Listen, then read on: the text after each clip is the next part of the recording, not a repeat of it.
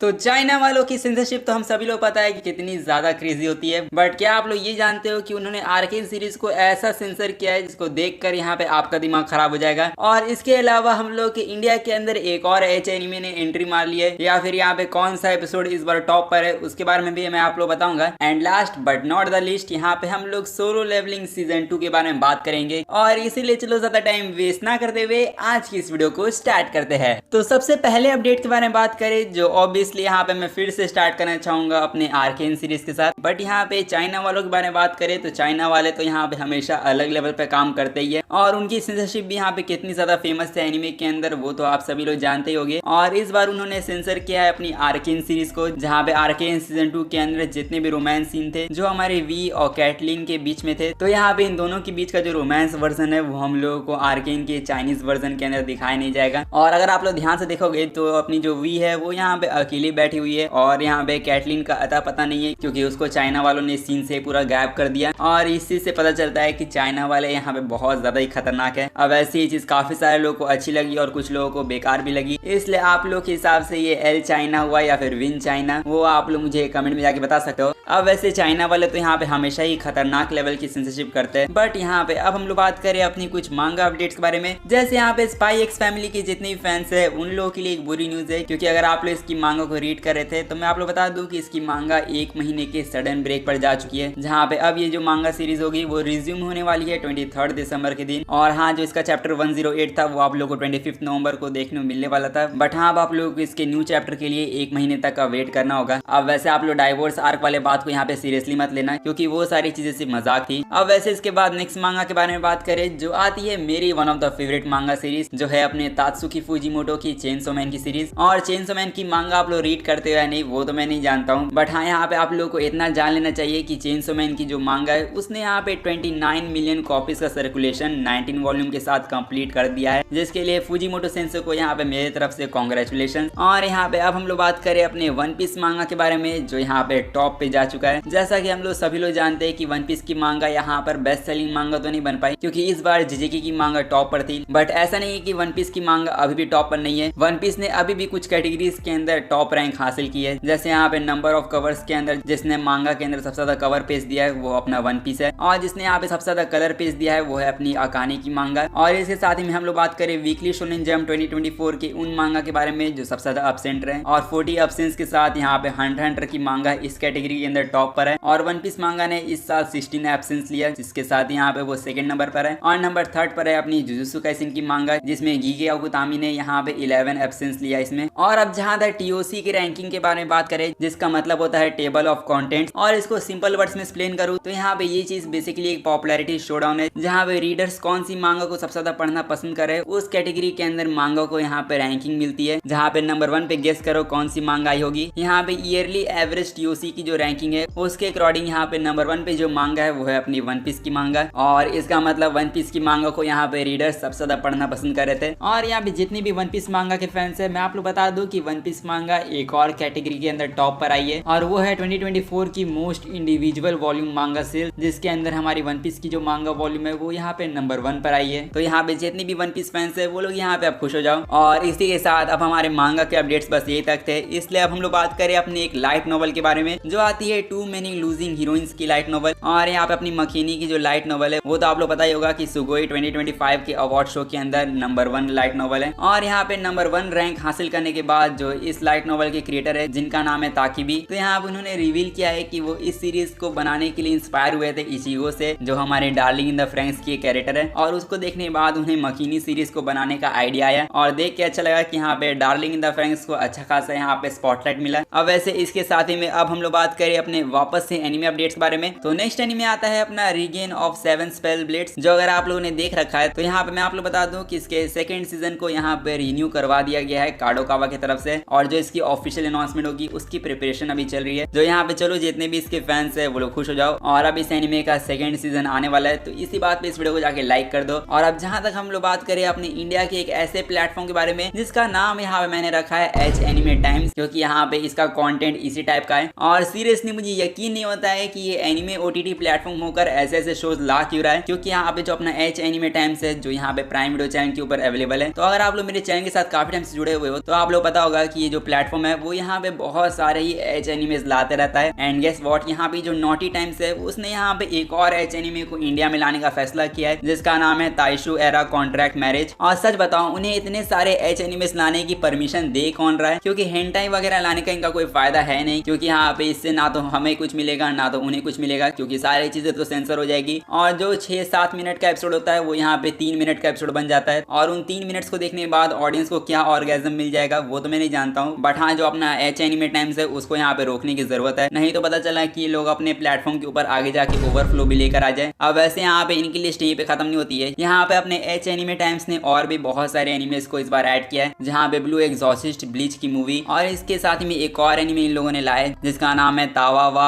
On Monday. और यहाँ पे मैं आप लोग बता दूं कि इस एनिमे के अंदर आप लोगों को भर भर के फैन सर्विस देखने को मिलेगी, क्योंकि यहाँ पे ये एक एच एनिमे है और अगर आप लोग चाहो तो इस एच एनिमे को इनके प्लेटफॉर्म पर देख सकते हो। अब वैसे मैं इस नॉटी टाइम्स के ऊपर ज्यादा बात करना नहीं चाहता हूँ, इसलिए अब हम लोग बात करें अपनी पिछले वीक के एनिमे एपिसोड की रेटिंग के बारे में, क्योंकि आप लोग सवाल रहता है कि पिछले वीक के एनिमे एपिसोड में कौन सा एपिसोड यहाँ पे टॉप पे था। तो यहाँ पे मैं आप लोग बता दूं कि IMDb के ऊपर जिस एपिसोड को सबसे ज्यादा रेटिंग मिली है वो है अपना ब्लिज 1000 ईयर ब्लड वॉर का एपिसोड 8, जो यहाँ पे 9.1 रेटिंग के साथ टॉप पर है, और पिछले वीक का आप लोग इसको बेस्ट एनिमे एपिसोड कह सकते हो। और इसके साथ ही में सेकंड नंबर पर अपना रीजीरो का एनिमे जो यहाँ पे 8.9 रेटिंग के साथ नंबर 2 पर है, और नंबर 3 पर है अपना दान दान का एपिसोड 8 जो यहाँ पे 8.3 रेटिंग के साथ है। और यहाँ पे मेरे फेवरेट रोमांस एनिमे के बारे में बात करें जो आता है ब्लू बॉक्स, जो यहाँ पे 8.3 रेटिंग के साथ नंबर 4 पर है। और ब्लू लॉक सीजन 2 के एपिसोड 8 के बारे में बात करें जो यहाँ पे 7.9 रेटिंग के साथ है। और लास्ट आता है अपना ड्रैगन बॉल दाइमा जिसको एपिसोड 7 पर 7.6 की IMDb रेटिंग मिली है। बट एनीवेज, जैसा कि आप लोगों ने थंबनेल में देखा होगा कि यहाँ पे मैंने बट वाले वर्ड को लिखा था, तो यहाँ ब्लीच टॉप पर तो है, बट यहाँ पे एक छोटी सी प्रॉब्लम है, क्योंकि अगर हम लोग एनिमेशन कैटेगरी को इसके अंदर ऐड करें तो यहाँ पे आर्केन सीरीज के बीच में एंट्री हो जाती है। तो यहाँ पे आर्केन सीजन 2 का जो एक्ट 3 है उसको यहाँ पे 9.4 रेटिंग मिली है। और यहाँ पे मैं जानता हूँ कि आर्केन कोई एनिमे सीरीज नहीं है, बट अगर एनिमेशन वाली कैटेगरी को अगर हम लोग साथ में रखें तो यहाँ पे आर्केन सीरीज इस वीक टॉप पे रहेगी। बट यहाँ पे मैं जानता हूँ कि हम लोग एनिमे के बारे में बात करें तो यहाँ पे एनिमे के अंदर ब्लीच का जो एपिसोड है वही यहाँ पे टॉप पर है। इसलिए अब आप लोग मुझे कमेंट में जाके बता सकते हो कि आप लोगों ने इनमें से किस एपिसोड को सबसे ज्यादा एंजॉय किया। और इसके अलावा अब हम लोग बात करें अपने लास्ट एनिमे के बारे में जो आता है अपना सोलो लेवलिंग। और यहाँ पे सोलो लेवलिंग के ऊपर बात करने से पहले मैं पहले ही आप लोगों को स्पॉइलर वार्निंग देना चाहूंगा। अब वैसे ये देने की जरूरत तो नहीं है, क्योंकि यहाँ पे मैं ज्यादा आप लोगों को 3-4 फोटोज ही दिखाऊंगा, बट हाँ आप लोग सेफ्टी मेजर लेके चल सकते हो। अब वैसे किस चीज के बारे में बात करना है वो मैं आप लोग बताऊं तो फाइनली अब जाकर मैंने सोलो लेवलिंग के सीजन 2 की जो ओपनिंग सॉन्ग है उसको अब यहाँ पे सुन लिया। एंड डैम, यहाँ पे मैं एक चीज जरूर कहना चाहूंगा कि जो सोलो लेवलिंग सीजन 2 का जो ओपनिंग सॉन्ग होगा वो यहाँ पे एक्चुअली में सीजन 1 की ओपनिंग सॉन्ग से बेटर होगा, क्योंकि सीजन 2 की जो ओपनिंग सॉन्ग है वो एक्चुअली में बहुत अच्छी साउंड करी है। और यहाँ पे सोलो लेवलिंग के अंदर जो मेन चीज होती है यानी अपना मेन कैरेक्टर जो आता है अपना संग जिनवू, तो उसके लुक्स को यहाँ पे और भी ज्यादा अच्छे तरीके से इंप्रूव किया गया है। जहाँ पे संग जिनवू का जो लुक है वो हम लोग को कैसा देखने को मिलेगा सीजन 2 के अंदर वो आप लोग देख सकते हो। और एनिमेशन वाइज भी देख के लगता है कि इन लोगों ने इंप्रूव किया है। और एक बात बताऊं तो यहाँ पे जिनवू के लुक्स को देखने के बाद मैं बस इतना ही कहूंगा कि जिनवू यहाँ पे काफी ज्यादा हॉट है, और A1 पिक्चर्स वालों ने यहाँ पे जिनवू को और भी ज्यादा हॉट बना दिया, जिससे यहाँ पे हमें एक चीज जानने को मिली है कि सोलो लेवलिंग सीजन 2 के अंदर हम लोगों को संग जिनवू का फैन सर्विस मिलेगा। इसलिए सोलो लेवलिंग की मूवी को देखने के लिए मैं अब और भी ज्यादा एक्साइटेड हो चुका हूँ। तो अब आप लोग भी यहाँ पे सोलो लेवलिंग की मूवी देखने जाओगे या नहीं वो आप लोग मुझे कमेंट में जाके बता सकते हो। और इसी के साथ यहाँ पे आज के अपडेट्स बस यही तक थे। तो अब आप लोग फटाफट एक काम कर देना है, इस वीडियो को जाके लाइक करना है, और अगर लाइक ऑलरेडी कर चुके हो तो चैनल को सब्सक्राइब कर दो, क्योंकि यहाँ पे इस चैनल के ऊपर आप लोगों को हमेशा ही ऐसे एनिमे अपडेट्स मिलते रहेंगे। सो मेक श्योर आप लोग चैनल को सब्सक्राइब करके रख लो, और मैं मिलूंगा आप लोगों से बस ऐसी ही अगली वीडियो में। तब तक के लिए सायोनारा एंड पीस आउट।